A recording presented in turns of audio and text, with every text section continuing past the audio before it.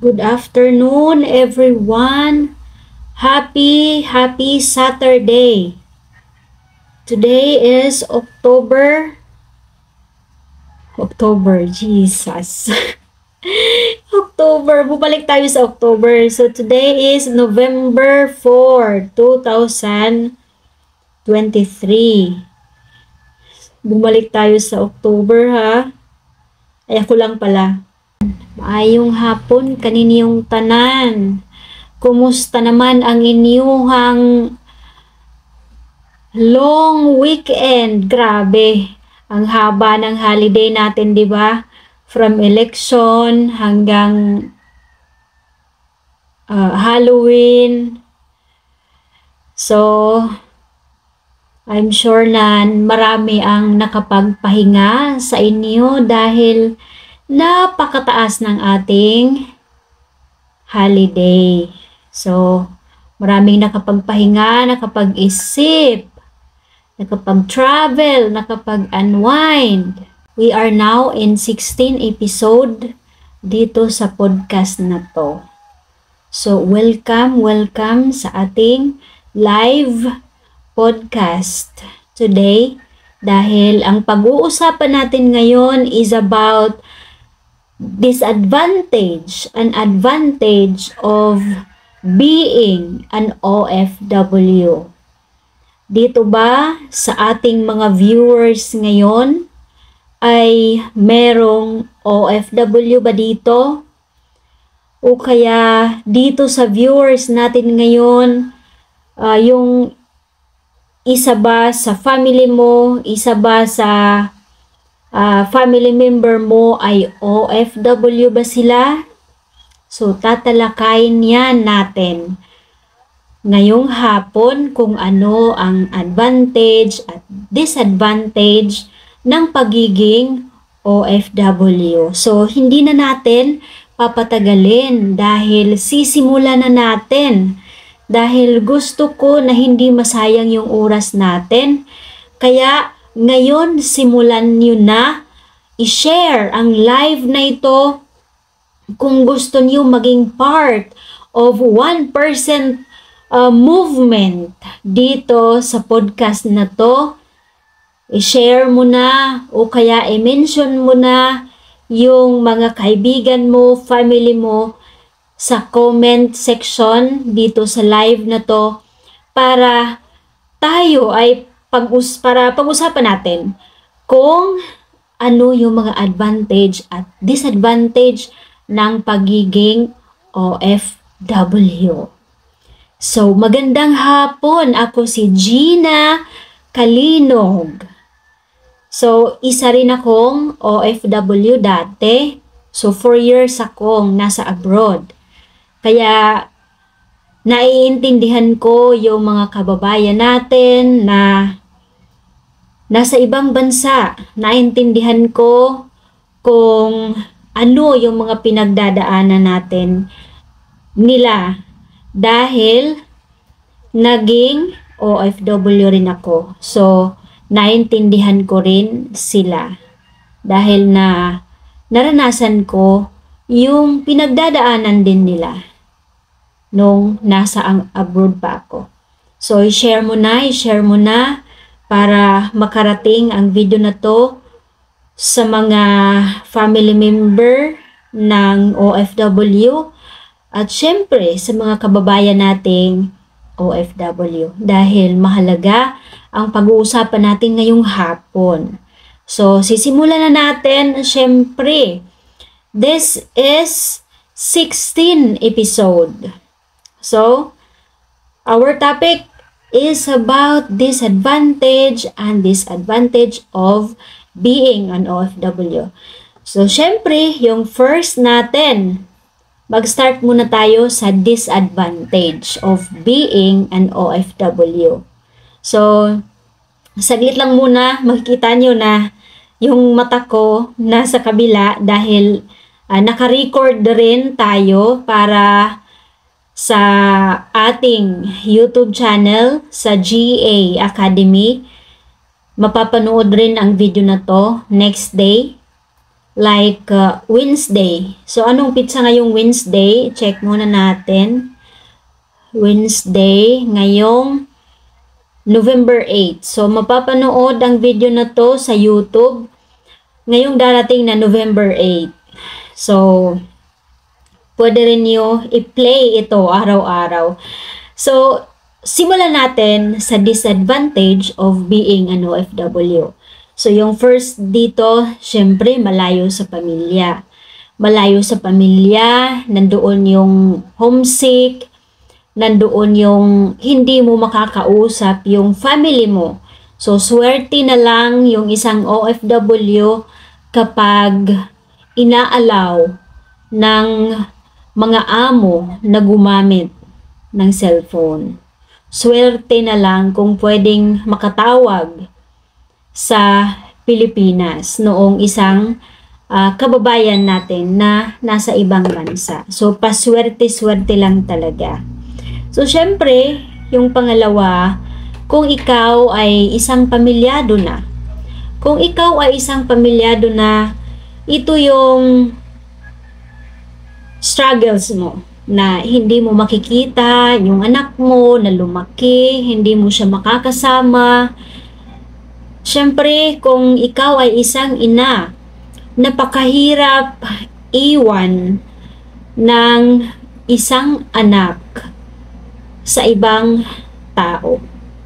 Tapos ikaw na nasa abroad, inaalagaan mo yung anak ng ibang tao. Napakahirap sa isang ina na iwan ang isang anak na maliit pa ng dahil lang sa pera. 'Di ba? Kung meron lang pera, bakit aalis pa? 'Di ba? So, yung pangatlo, hindi mo matuturuan ng maayos ang iyong anak.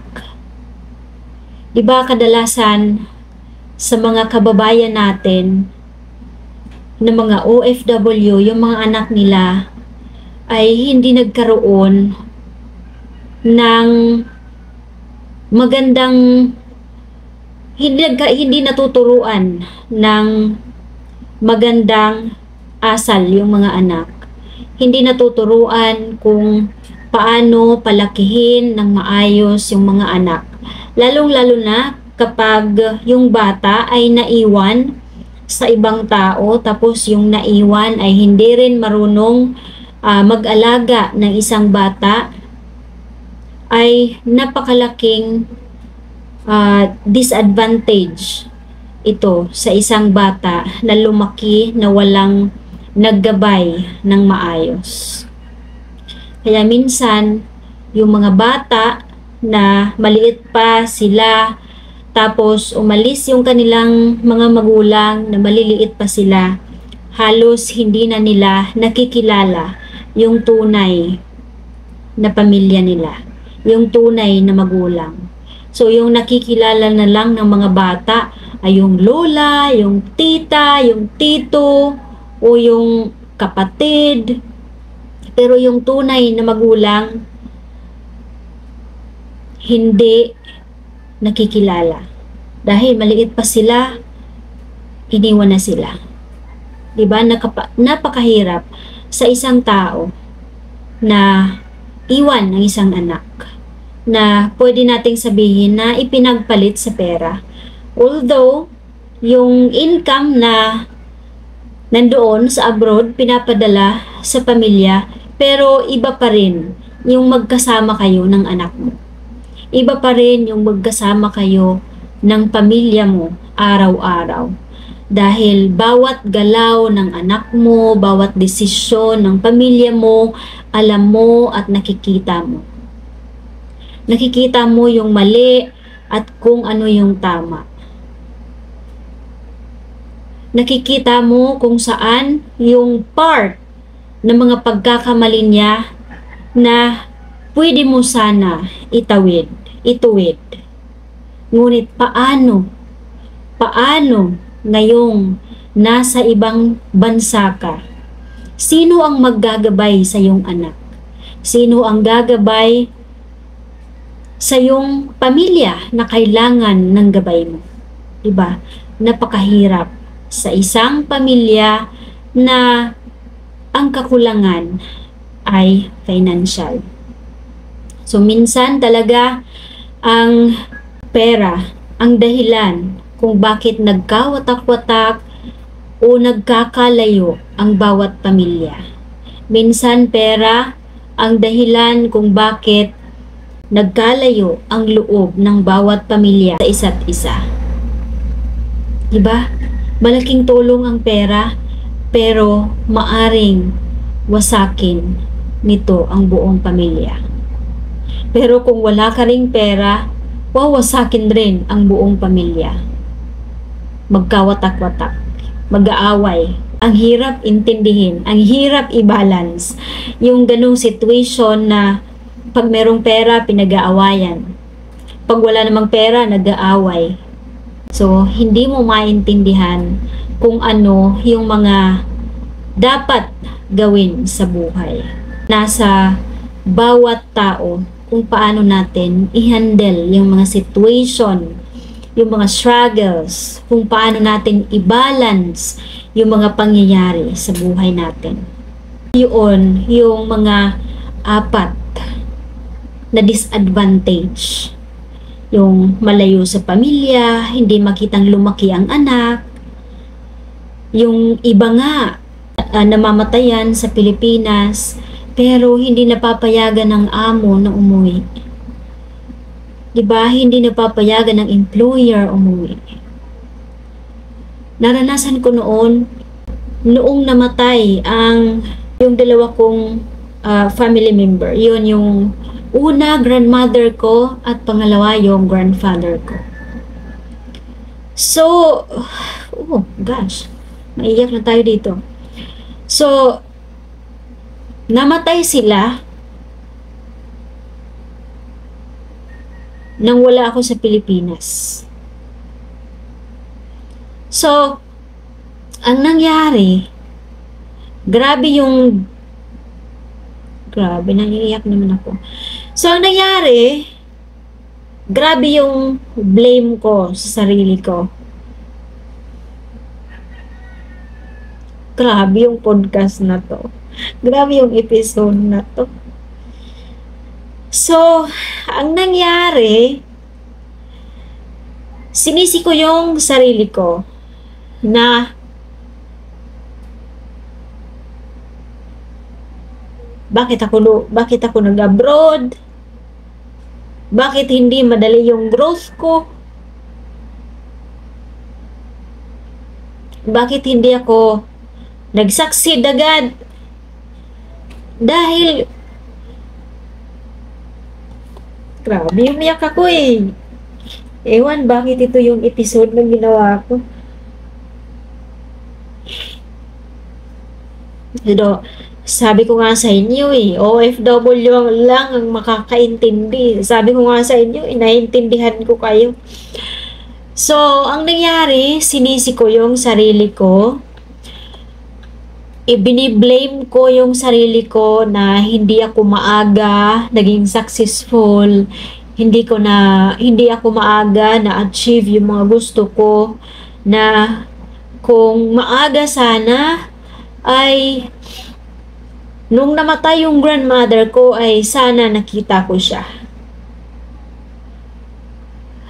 Kaya ang tagal ng panahon na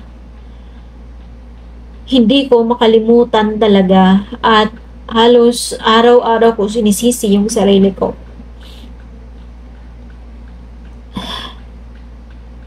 Na sana hindi ako umalis.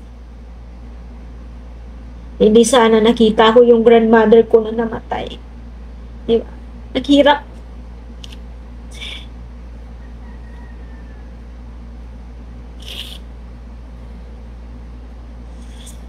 So,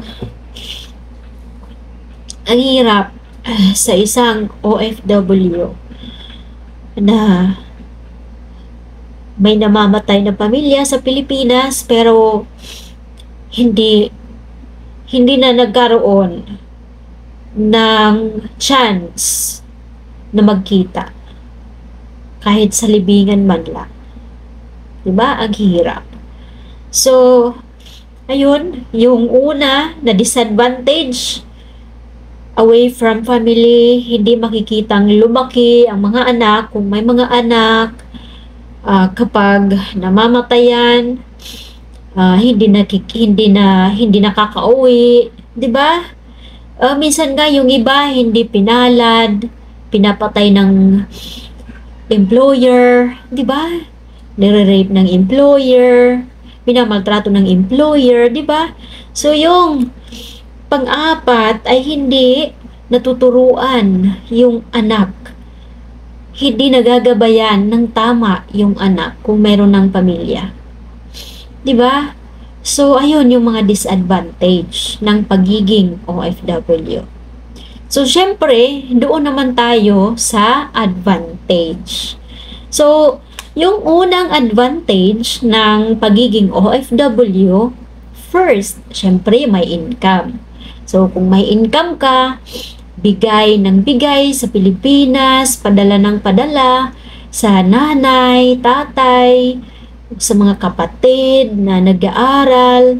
Siyempre, kung merong anak, nandoon napupunta yung mga pinaghirapan na nasa abroad.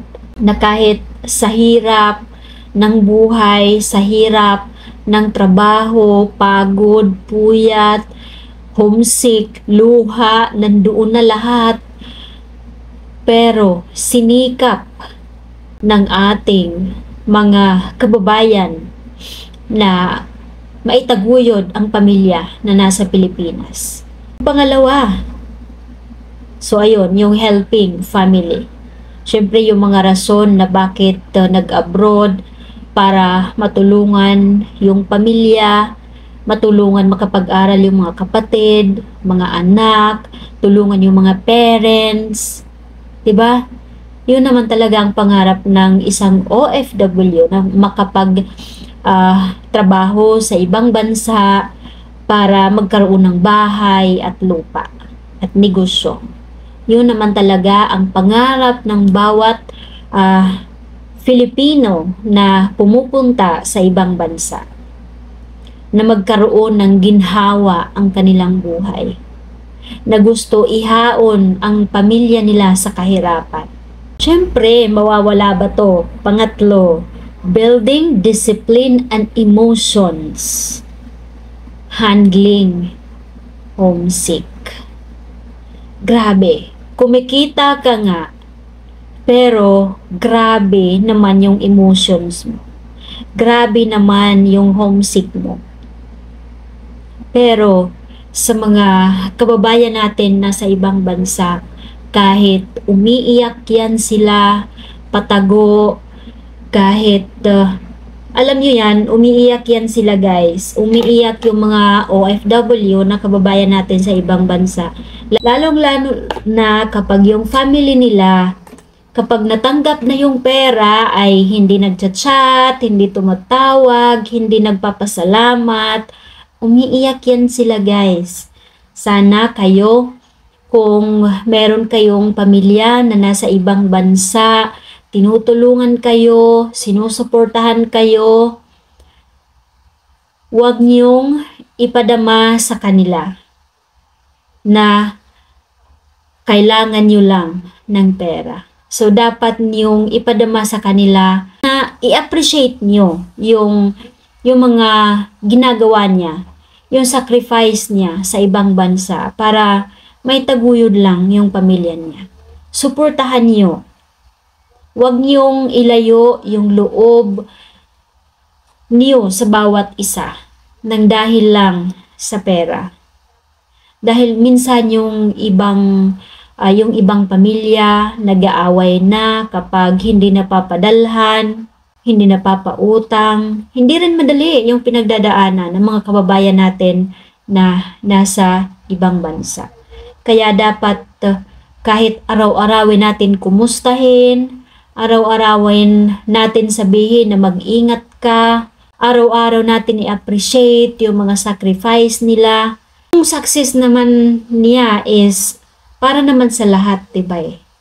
Kaya nga siya nandoon sa ibang bansa para ihaon lahat ng pamilya sa kahirapan. Kaya kung kayo na mga naiiwan dito sa Pilipinas, kung ano yung ibinigay nung pamilya niyo na nasa ibang bansa, huwag niyong sayangin.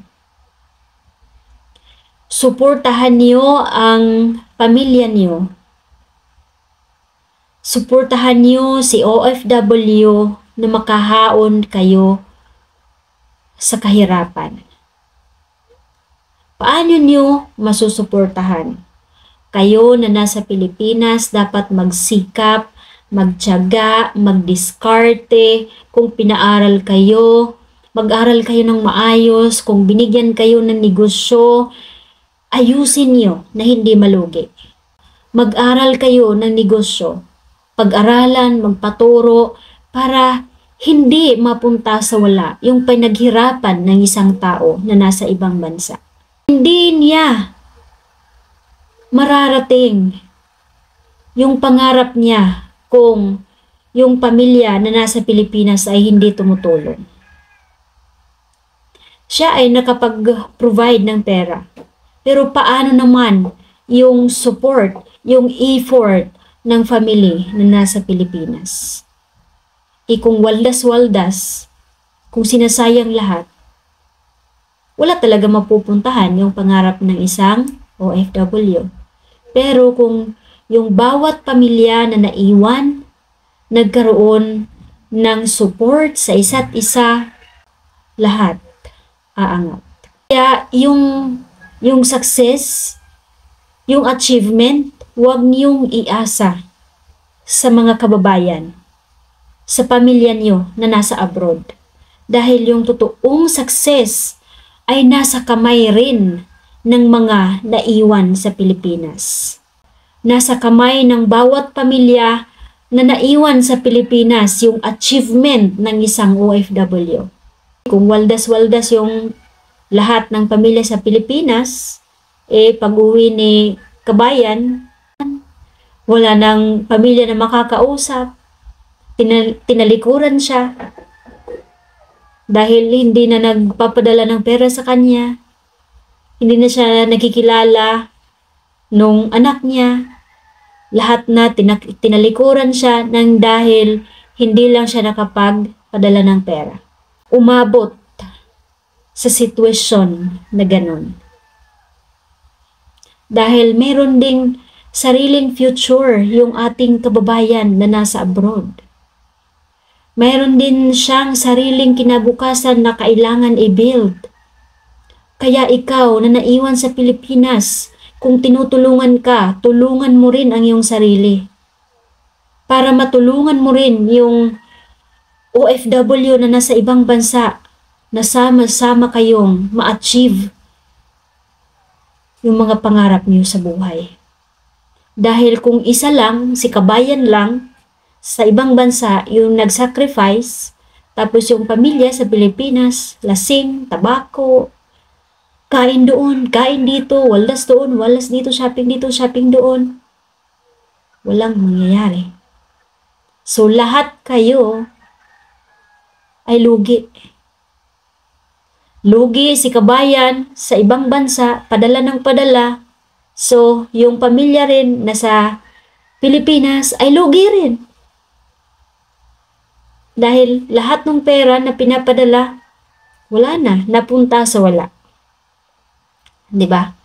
Kaya kung meron kayong mga kababayan, pamilya na nasa abroad, pahalagaan niyo ang bawat sentimo na natatanggap niyo para yun ay tulong niyo sa isa't isa na makamit yung mga pangarap niyo, na mahaon ang pamilya sa kahirapan. Diba? So para sa mga kababayan natin na nasa ibang bansa, ngayon marami ng paraan kung paano makaipon. Dapat habang nasa ibang bansa kayo, huwag niyong kalimutan na magtira para sa sarili niyo, para sa kinabukasan niyo. Huwag niyo rin iasa sa pamilya niyo na naiwan sa Pilipinas na pag-uwi niyo, meron kayong makukuha. Huwag mong iasa lahat ng ipon mo na ipapadala mo, total pag-uwi mo makukuha mo. Hindi. Hindi pwede yung ganun. Dahil ang totoong proseso, dapat magtira ka. Yung magkano yung sahod mo, ipadala mo yung 20% o kaya 30% ipadala mo sa pamilya mo. Yung 70% sa'yo na. Sa'yo na. Huwag mong ipadala lahat. Dahil hindi natin alam kung anong mangyayari in the future. Huwag mong iasa. Huwag mong ipagkatiwala lahat ng iyong income para sa mga naiwan mo sa Pilipinas. Hindi ba ikaw yung breadwinner? Dapat alam mo kung paano mag-handle ng kita mo, ng income mo. So ikaw yung control, ikaw yung may-ari ng income. Dapat nasa sayo yung management, yung control, na dapat merong matira para sa'yo. Kasi pag ikaw naman, darating yung araw na magkasakit ka, mawawalan ka ng lakas, magkakasakit, tatanda na. Saan ka kukuha? Oh. Paano na lang kung yung tinutulungan mo ay hanggang ngayon nakadepende pa rin sa'yo, hindi pa sila nag-succeed sa buhay, dahil buong buhay nila inaasa sa'yo, ngayon hindi ka nakapag-prepare para sa iyong sarili, paano ka na? Sinong sasalo sa'yo? O, diba? So, kailangan mong magtira. Kailangan mong kahit 50%, 50-50 na lang. Total, nasa ibang bansa ka, ikaw lang mag-isa. So, ipadala mo sa Pilipinas yung 50% at itira mo yung 50% para sa'yo. Dahil yung 50% na yan, darating ang araw na matatanda ka, hindi ka na maaring magtrabaho, hindi ka na pwedeng magtrabaho. Paano kung magkasakit? O kaya, para pag-uwi mo, mayroon kang magagamit. Pag-uwi mo, pwede ka nang magsimula, magkaroon ng sariling negosyo. Diba? Dahil ang pag-a-abroad ay temporary lang yan na trabaho. Hindi forever na trabaho ang pag-a-abroad. Kaya ikaw, kung isa kang OFW ngayon or isa sa mga pamilya mo nasa abroad, turuan niyo ang isa't isa na magkaroon ng goals sa bawat buhay, sa bawat isa, na hindi pwede nakadepende lang sa isang tao. Dapat bawat isa sa pamilya nagkakaroon ng goals. Nagtutulungan. Yun ang tinatawag na nagtutulungan.